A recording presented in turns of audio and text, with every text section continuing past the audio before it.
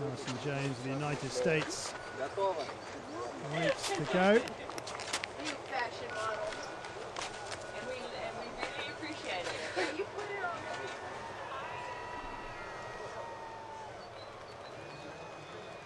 The women's super combined standing category second run.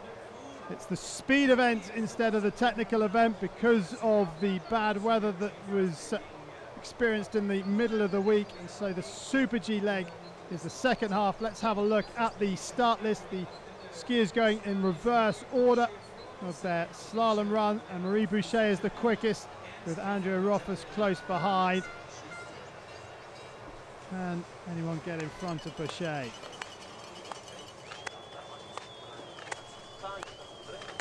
Erin Latimer of Canada will get this Super G leg of the super combined underway. Skiing in the LW682 class. There are actually 7 classes within this standing category, although only 3 classes are relevant in this second run of the super combined, because not all of the 15 athletes that started the competition in the slalom made it through. Now the course set by one of the Canadian coaches, Labrie, and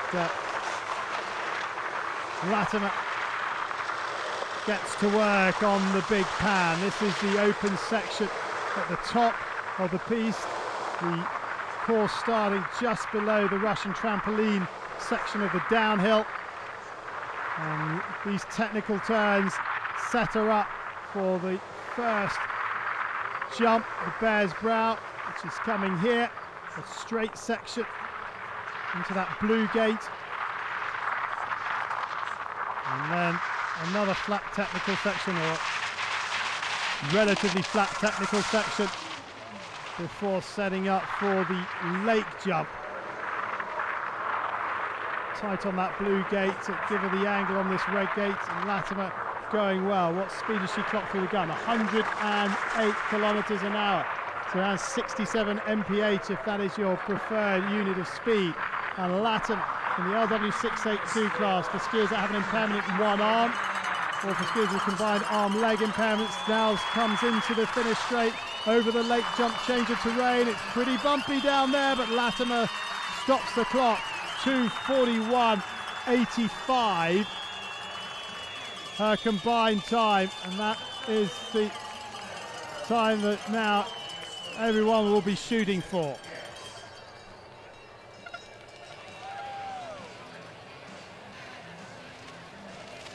I think she enjoyed that. Now Petra Smizova, who picked up a bronze medal in the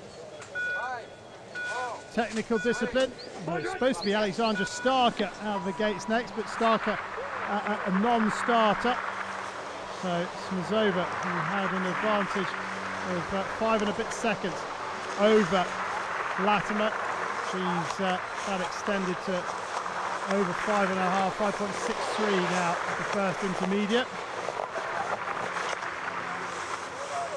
Bronze medalist in the GS from Vancouver, a bronze medalist from the slalom here in Sochi.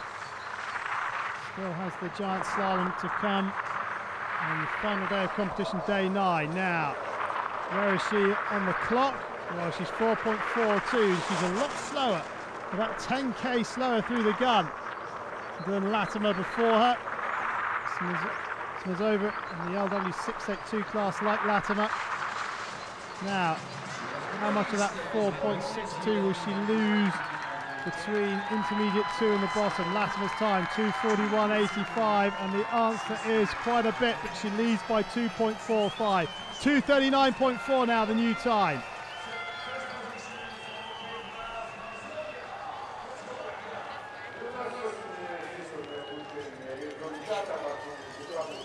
Now, Alison Jones of the United States of America in the LW2 class, for skiers that have a significant impairment in one leg.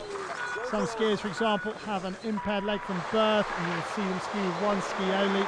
Her advantage over Smizova at the top, well, was not a great deal. It was 0.2 of a second, but Jones has extended that through the opening turns.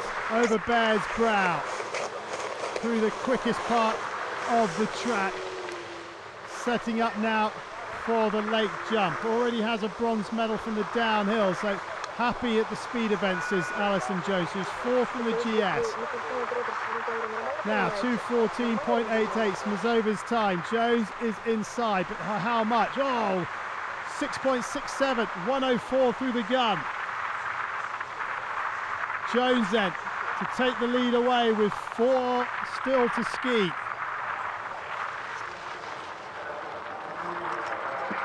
Over the final terrain change, Smizova in the finish has a time of 2:39.4. Jones is going to smash it. Oh, 9.9 seconds. A brilliant super giant slalom run from Alison Jones. 2:29.5 now, the new time to beat.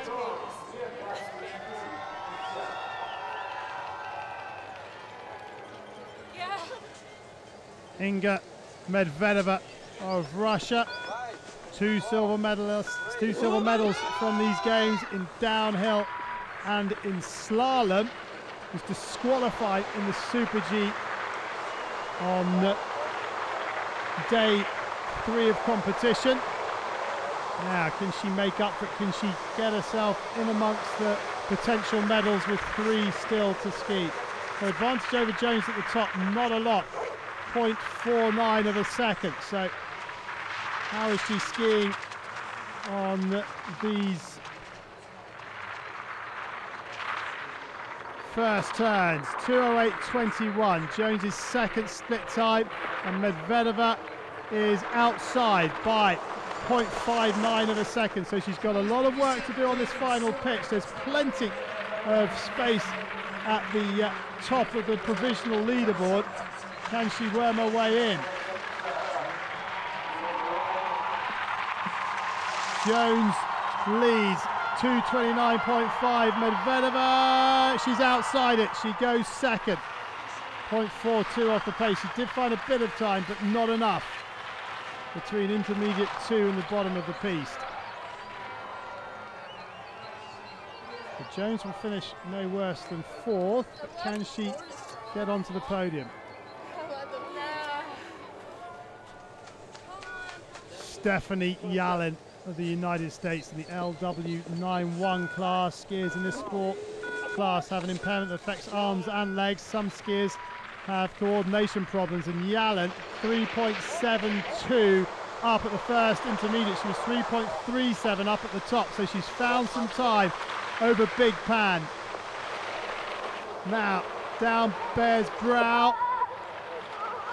She chatted to herself all the way down the Super G leg when she came 3rd, and she's hanging on in there. It's really bumpy, really rutty, and the late jump here is the fastest and ruttiest of the lot of them. 2:08.21. Oh, she's flying. It's 101 kph, 62.7 miles per hour.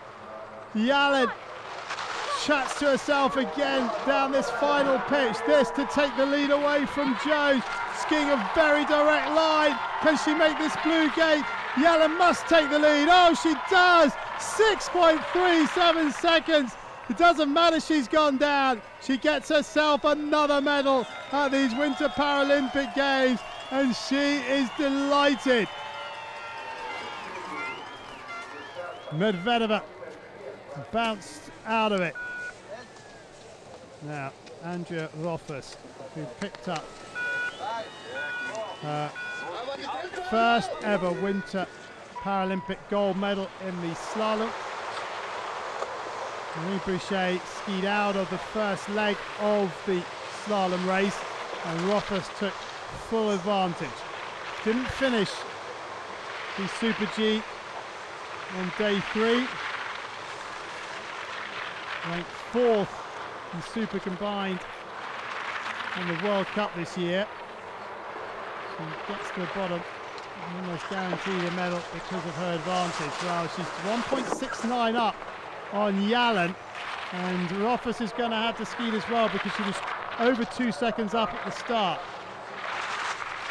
Bochet's lead over the rest of the field is enormous. It will take a monumental error from her to not pick up gold. Now Rothfuss, where's she going to finish up? She's leading by 0.39, 2 minutes 22.74. The time to beat. There's Stephanie Allen enjoying another medal, and Rothfuss is pleased too. So that leaves just one at the top of the run, and it's Marie Bochet of France. Her advantage over Andrea Rothfuss of Germany, 2.38 seconds. Winner of the World Championship, Super Combined. She's waiting for the nod.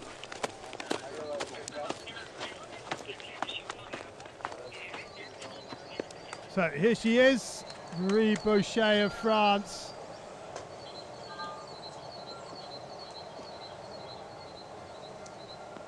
.53.48 in the opening run of the Super Combined. She already has double gold from the speed events.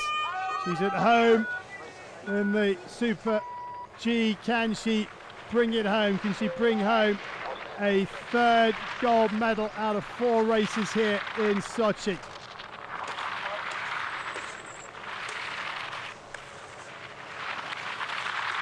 Good opening turns from Bochet. The skiing in the LW682 class, the skiers that have an impairment in one arm. The 8th and final skier to tackle this Super G course in the standing category. 2.98 her advantage. She's added 0.6 of a second over the opening turns on Andrea Rothfuss. And Bochet looking very solid at the moment on the opening turn, setting up for the lake jump. We'll get the speed check. And Bochet stops the clock at 1:58.2, 112 through the gun. That is the fastest we've seen. That's near enough 70 miles an hour. Of course, a lot harder today. You can hear the ice. But Bochet skiing for a third gold medal. 2:22.74 will be beaten, and beaten comfortably. Bochet makes it a hat-trick of gold medals, winning by 4.35 of a second, and she punches the air. Despair in the slalom when she skied out is now replaced by joy of another gold medal.